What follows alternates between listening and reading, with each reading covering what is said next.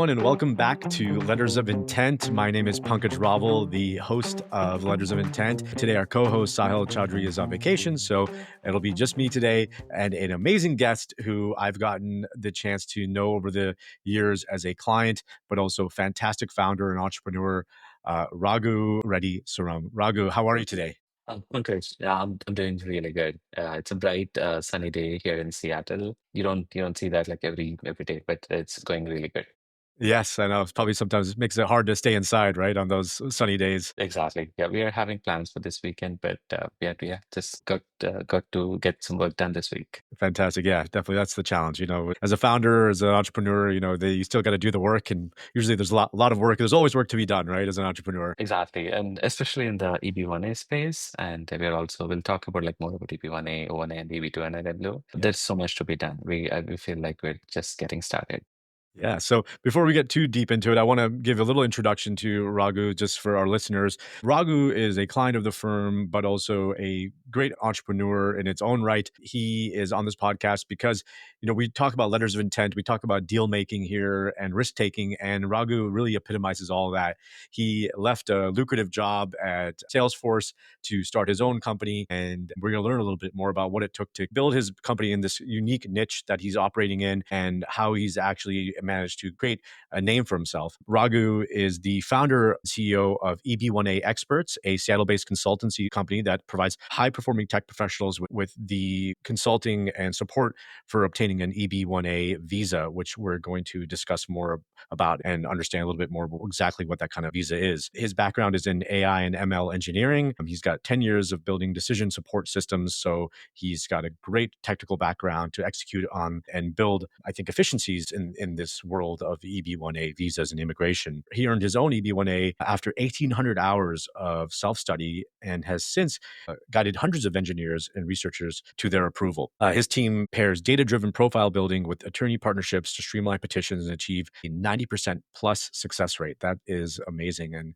really impressive. Raghu also wanted to make sure that we mention that the service he provides is not a legal service per se. It is a support service, a consultancy service where the legal work is actually done by immigration lawyers that he works with and that work with the clients directly. So I just want to make sure that's clear. Raghu, anything I missed about what you do and the company? Well, you covered it all, Pankaj. But just a couple of things. Like we recently started like into O1A and EB2 and EW as well. We'll talk about that in the podcast. And the other thing is like all the information we're sharing is education and information purposes only. As Pankaj mentioned, we're not a law firm. So any questions related to that or any legal things which we discussed, probably need to reconfirm that with an attorney or immigration attorney. Per se. Absolutely. Absolutely. Thank you for that disclaimer. And also, everyone should know that, everything you guys hear on this podcast, even though it is a legal podcast, it is for informational and educational purposes only. Always consult with your attorney before making any decisions when it comes to the law. So, with that said, the disclaimer's out of the way. Raghu, immigration is a hot topic right now in this world. You can't open the newspaper, you can't open New York Times or LA Times without reading about immigration. We recently saw ICE raids here. It's a controversial and hot topic here, but a lot of people who are American citizens don't really think about the challenges of coming to America and navigating the immigration system. So tell me a little bit about your experience and what led you down this path of even starting a company in this space, which seems heavily regulated, but I'm sure needs a lot of support.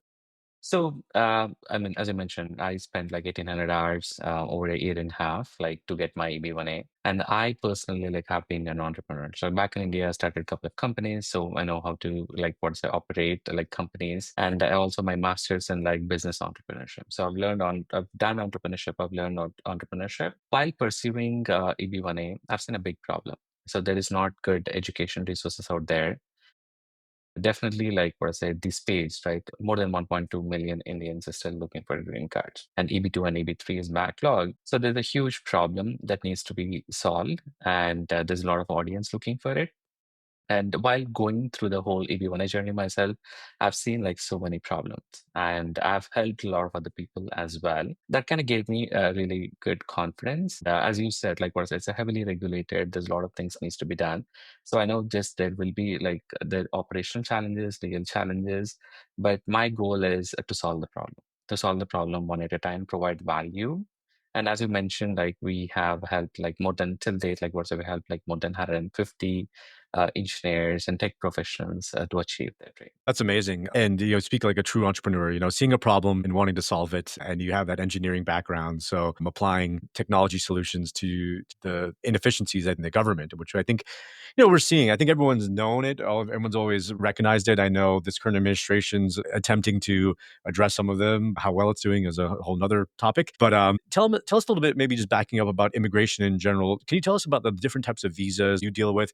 Like, what does it look like if someone is hired from India or another country to work here? What are their options in terms of getting a visa and also maybe eventually getting a permanent resident green card? And what are the differences? I mean, let's say like, what if someone is in India right now, and what are their options to come to the United States? One, the most common option, like which everyone chooses, like over 100,000 people every year, is F1. They come on student visa, come here, do masters. And there are also, like, as you know, there are other options like L1A, L1B, where you have to work for an organization, and also through the organizations you can come here. Once you come here for your master's, once you complete your master's, and you go on OPT, and during the OPT, like everyone trying to find a job and gets a sponsorship from the company, which is like the for H1B. But the biggest problem with H1B right now is there are 300,000 people apply for H1B, and it's a lottery, and there's only 80,000 H1Bs available every year. And the other data point is like it happens only once a year. So it's not like what is it? They're not picking the lottery like every other month. So there's a huge challenge like with H1Bs, and there are like more than 300,000 people or more than 250,000 people who do not get H1B, like couple of attempts or three attempts. They either leave the country, and they probably are like enroll into another master's so that like they can extend their F1 for a few years and get another chance on H1B. And as we can see here, right, there is so much talent which is actually being wasted, which is leaving the country or actually not putting their knowledge to the use. Instead of like just being in the industry, they're just going back and doing the same masters just to extend their F1 visa. So that's one, but like what's the one thing actually US government has already have another visa called O1A, which doesn't have any limit, and all the people who do not get it, they can work on O1A and they can get O1A. And the other important point is like what I say, you don't have to wait for a year. You can actually apply any number of times, any time of the year, and the decision is like premium. So that's one other option which everyone can explore. Not many people are doing it. That's one thing which EB1A experts starting right now. And once you get the work visa, and everyone's goal is to get the permanent residency and become a citizen. Or not everyone's, like most people goals is get the Yeah. permanent residency so that you don't have to renew your visa, so that like while you're traveling there won't be any issues. For that, the most common option, which a lot of immigrants take, is like either EB2 or EB3 options to get a green card. And depending on the country, like what I said, these specific type of like EB2 or EB3 paths or backlog. Especially, let's take like Indians. Indians EB2 final action date is like 2012, 2013, around that. So it means that who have a priority, who have a green card application in the system before 2012 or 2013, they'll get the green cards. Wow. So Wow. it's That's much of a backlog. Wow. that's a huge, yeah, I mean, that's a huge backlog, Pankaj. And whoever, I mean, have a priority date after probably have to wait like multiple decades in order to get a green card. And the same is actually building for like other nationalities as well, which is going to be a little bit like growing concern. As the important point is like the number of what is it, people coming to United States is growing, but the number of Right. green cards are not growing. So there's definitely demand and supply like issues here. What we're doing is like so EB1. Let's talk about EB1. Folks in EB2 and EB3, they're just focused on that. There's a EB1 is another option, which is also like what's the 40,000 green cards like EB2 and EB3. Definitely, there's demand and supply issue here, but at the moment. The dates are much favorable for all the nationalities. For India and China, I think it's around 2022. So whoever has a green card application before 2022, if they qualify for EB1, they can apply a green card in EB1. And for all the other countries, it's current. So that's, I know I'm kind of went a little bit detail in there, but No, that's EB2, good. EB3, EB1, and O1 is another route. Could you tell us a little bit of the difference though between them? Like what would make someone apply for EB1 versus an O1? Like what qualifies someone? Got it. A good question. So O1 is a work visa. So like H1B, so you can imagine O1 and H1B are like similar, although there are like minute differences. So it's a work visa. So using which you can work, you have to renew like every 3 years. Or like O1, depending on, right? So first time when you get it, you 3 years, and every time you want to extend it, it's like for 1 year at a time. Mhm. Similar to H1B, more or less. But for EB1, it's more like a green card path. So once you Okay. get it, like you get a green card, and the green card offers like completely different set of benefits Yeah. complete compared to O1. And the other important thing, the major difference which we're seeing from our clients is EB1 is like self-petition. So you don't have to rely on anyone. You just build your profile, work on things. Once you believe like you're ready, work with an attorney, or you can actually self-petition as well. Work with self-petition and get EB. On the other side, O1 does require a sponsorship as like H1A because it's a work visa. So you need to show that you are working or someone is sponsoring you for O1. Although, I mean, there's many benefits for O1, and there are a few hurdles that compared to H1A as well. Interesting. So with EB1, just so I understand, so what's the processing time for EB1 right now? So the EB1, I mean, there's multiple aspects out of it. So in order to get someone like EB1 a green card, there's two major steps. One is like an I-140, the other one is like the 485. So you get an I-140 first, and then you can apply for 485 and get a green card. So someone who already has an I-140, they can apply for the green. I mean, I-140 process, like once you build a profile, you apply for I-140, which is a premium process. You get to know the result like in 2 weeks if it's a direct approval, and then you can apply for a green card, which could take anywhere between like 6 months to 1 year. Also, those timelines could differ a little bit. I've seen the best time 3 weeks. I've also seen timelines of like a year and a half as well. But the most important point of Pankaj here is the backlog, right? So if someone came in, let's say 2019, or someone has a green card application in 2019, they could never apply. I mean, they have to wait for multiple decades in EB2 or EB3 to get it to even apply for your green card. Whereas in EB1, they qualify, they can apply for green card right now. Seems like a great opportunity for a lot of people to don't want to deal with the challenges of H-1B. And is it also dependent on the country you're from, or no? Does it not matter what country you're from? So O1, it doesn't, like, what is it? There's no country quota per se, but where EB1, usually like the visa bulletin, which is the final action dates, are determined by the country. So I right see. now, for all the countries, it's current except like India and China. So India and Yeah. China, the dates are like 2022. Wow. Okay. Interesting. Wow. So longer, but I guess probably a majority of the requests are from those countries, huh? Exactly. It's all, I mean, the backlogs and everything, like the country you're from, are actually connected because there is a country quota. I think it's around 7%. 7% for each category. You see, like, I mean, in US, we see like more Indians and Chinese nationality people coming in. And right? Like what is it? So if it's 100,000 people come in a year and there's only 10,000 available for that year, so it kind of backlogs 10 years. Right. Wow. Could you, this is a random question, I don't know if you have the answer to, but So could you obtain a citizenship, like a dual citizenship in another country and apply from that country? the US is actually smart. I mean, that's a very valid question. US looks, I mean, right? When you get a citizenship, it's the country where you're born, and US determines a priority date based on the country you're born and not the country Okay. of the citizenship you're in. It Interesting. would have been good, though. Yeah. Wonder if there's maybe a loophole there, They'll gotta think about it, However, I think this probably needs to delve towards a bit deeper. Someone wants to look into it, but like you could use your spouse's nationality for like the final action dates. I think I heard this thing somewhere from a good lawyer, but there could be nuance around it. So let's say you're an Indian national, but you're married to someone from Dubai, someone born in Right. Dubai. So you could use her priority date or his priority date in order to when you apply for the green card. That Okay. would solve So a lot of caveat is this. don't go out and marry someone from another nationality just yet. Please check with the lawyer first. Check with the lawyer first. And True. Raghu could connect you with some good ones if you need them. So that's great. So I want to get back to just like your entrepreneurial journey too. I think you provide such great insight on immigration and the different visas. But I'd love to hear about your journey as an entrepreneur too, because obviously it isn't easy building a business, let alone in a heavily regulated area like the law. Tell me a little bit about what made you like look at this space as one you wanted to get into. Makes sense. Makes sense, Pankaj. Very good question. So I have been, as I was mentioning, I've been working for like companies like 24/7 AI, Salesforce, where I worked on AI, and I've also been in like service industry for a really long time, give or take like 5 to 6 years. And so I've been thinking, I've been an entrepreneur. I always wanted to start something here. That's the reason actually I moved to the United States in the first place. And this kind of felt like a perfect opportunity where definitely it's a lot of service. We could use a lot of AI.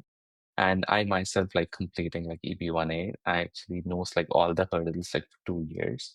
and I started it. Definitely like any entrepreneur, right? Like you just look at the problem, you just look at like how can you grow the company.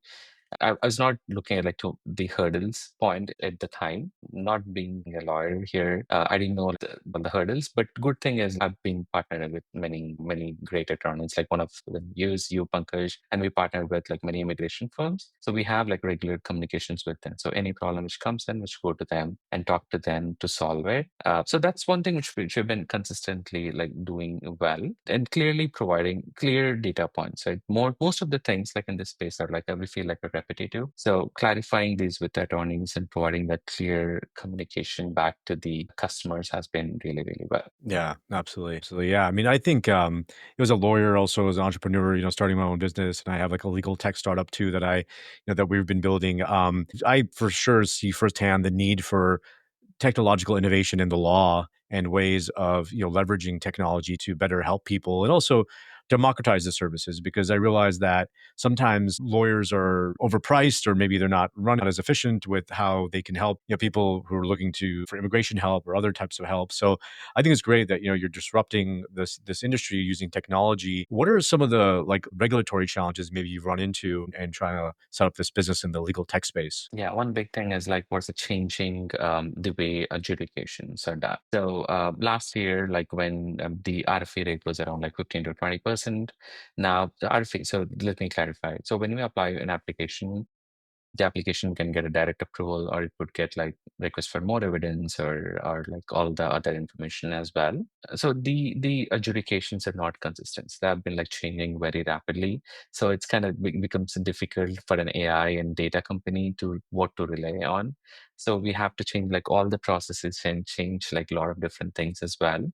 And then just going a little bit more deep into the adjudication, the evidence is probably like which worked like a year ago might not work right now. So that's one thing which we're seeing as well. So that's one challenge which we're facing. We're again like we're working really hard in order to just have a good strategy around it. The other one is I mean in this space, as you know, law firms have been around for a while.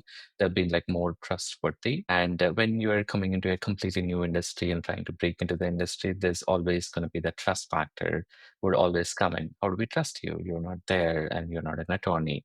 So just making sure, like talking to the clients and building the trust, not only building the trust like while they sign up with us and continuing the trust like at every single point in time is always a challenge. I would say that's a second challenge. The third challenge is, I mean, so we've been working in like tech. And I mean, you're an attorney and you're starting a tech company.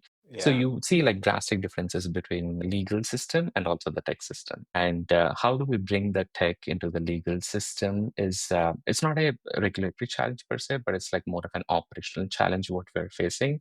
Mhm. And this is one of the biggest problem which we have been working for the last 6 months, just working with attorneys, just making sure like what is it, there's things which are streamlined to make the whole process better. That's another thing as well, Pankaj. I would say like these are the three biggest problems which we have been facing Yeah. in the last few months. Yeah, absolutely. Absolutely. I think definitely, I love to hear more about like the trust factor, because, that's definitely one, I think a big area that, people look to lawyers that, hey, you've gone to school for these things. There's a certain amount of trust that lawyers generally have because of, their schooling and their, what they say their experiences. So not being a lawyer, but also, understanding the ins and outs of this specific world of EB1A.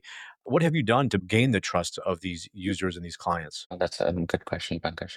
In this space, what we have seen is more around like the referrals. So someone gets an approval, they go and talk to their friends, and their friends sign up with us. So what we have done at the beginning is like we didn't scale. I mean, we were like I was just reaching out to my friends and my extended friends who got an approval, and we were building this EB1A Experts really. Now we're a much big company, but we're building really slow. So we wanted to have like that set of like 10 to 20 approvals, and they go and talk to their friends, and that's how like what's with their trust. So that's one thing which we have done really well, and we have built the trust. And the second instance of trust is showcasing like who are actually being getting. And EB1 space, if you look at like last decade, everyone have been thinking, even I was thinking that like you need to have patents, you need to have PhDs, you need to have a PhD, you need to have a lot of citations in order to break into EB1A. But we have proved that like wrong by taking clear examples, by taking like clear references as well. to Right. showcase that what is exactly the chance of someone can get an EP1A approval. So slowly, it was a long journey though. It was very very long journey. Pankaj, like what is it? We Yeah. had to we had to break the system which is built like for like decades, Right. and now we need to educate like every single thing.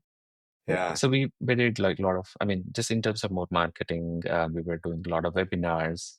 I personally was talking to like clearly with many clients to educate them one by one. So that's one thing which I've done, and it has actually worked well for us. That's great. No, that makes perfect sense. I think education, showing that you're an authority, the space is critical. As I think most, professional service providers do, you have to understand, you have to make sure you convey that you know the space and that you're reliable and you communicate. I think communication is so important, right? Along the entire process so people know.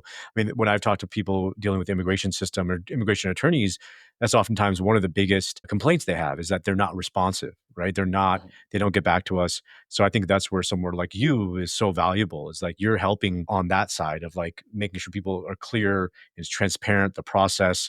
People know exactly where their file is, and what's happened to it in the last couple of months. So I think that's fantastic, and I think that's a great opportunity for technology to help make this process better. We have a little bit more time, but AI is also such a hot topic, and I want to know a little bit more about given your background in AI, ML, how has that helped in this process, and where does AI come into the services you provide and the company you've built? So I know we don't market this thing that well, but like what's I would consider like we're an AI first company, Pankaj.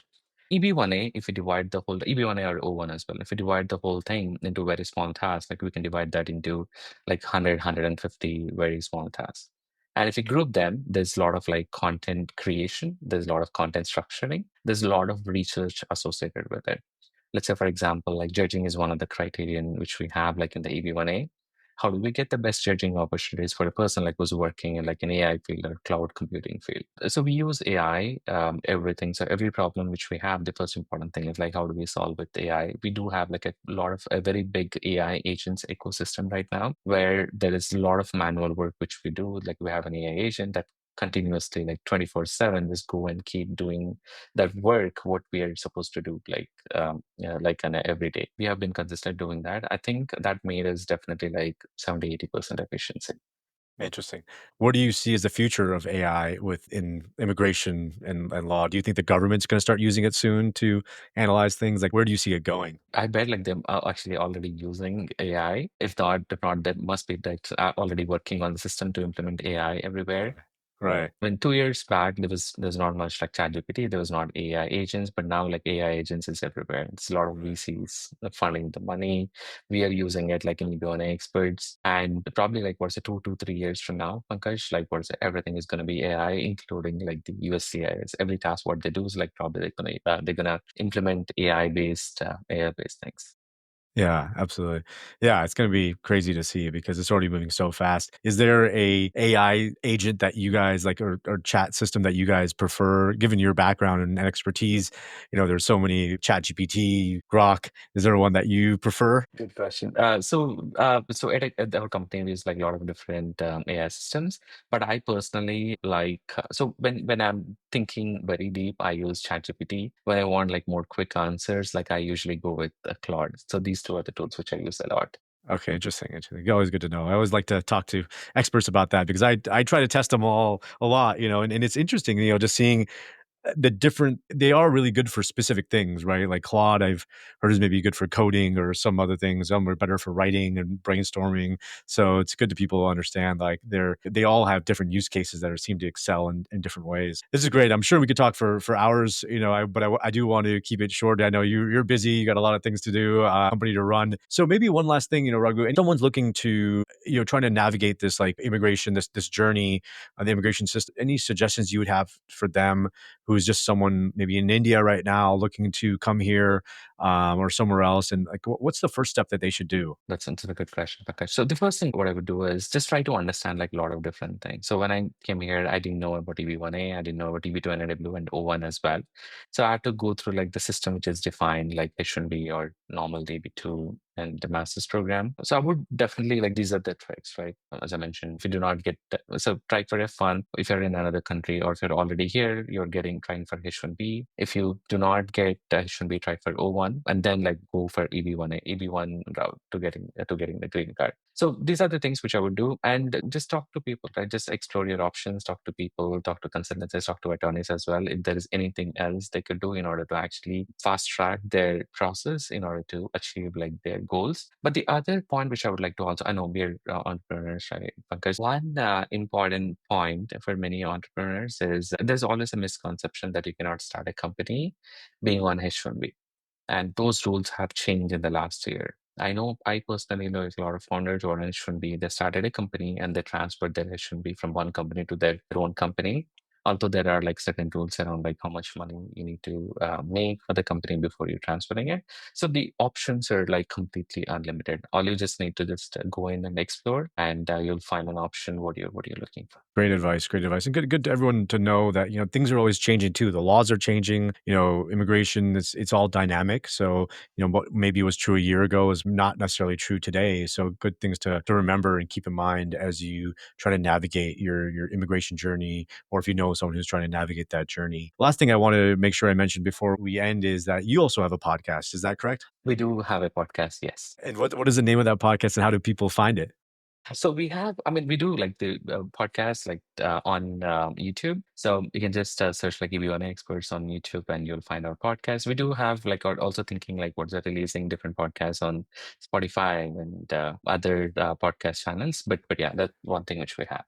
Okay, fantastic, fantastic. Yeah, so this has been really, really interesting. And Raghu, it's always great talking to you. I feel like I always learn so much talking to you. I like talking to people who are smarter than me. So you're definitely in that category, and great entrepreneur. And I love, love what you're doing in the legal space. And I think some lawyers are a little bit scared about technology and people who are maybe non-lawyers entering the space. But the reality is, I think we need it. We need other people who understand technology to disrupt the space, to maybe democratize the legal system, and access to justice is something that I'm passionate about, because just because if you don't have the money, you should still have rights. You should still be able to understand what your rights are and how to become a citizen if that's what you want. So I think you're doing great work there and helping a lot of people pursue that American dream, which I think you've embodied too in yourself. And I'm so glad to hear that you're giving back and helping others achieve that same dream. So Raghu, it's been wonderful having you on the podcast. Just so people can find you, what are ways they can get in touch with you guys, find you online to learn more?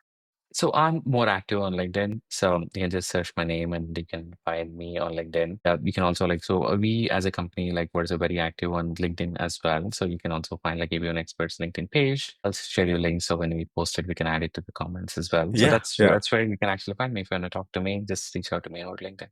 Perfect, perfect. And yeah, we'll put all those links in the show notes, their website, LinkedIn pages, their other social pages, YouTube, so you can get in touch with them. And yeah, if you or anyone you know is trying to navigate the immigration world, especially with the EB1A visa, Raghu and his team at EB1A Experts are an invaluable resource, and I highly recommend reaching out. Thank you all for listening to Letters of Intent. I hope you learned something today about the immigration world. There's a lot more to discuss, and we'll have many more episodes to come. Thank you again for your time. And Raghu, thanks for joining us today. Thanks, Pankaj, for having me here.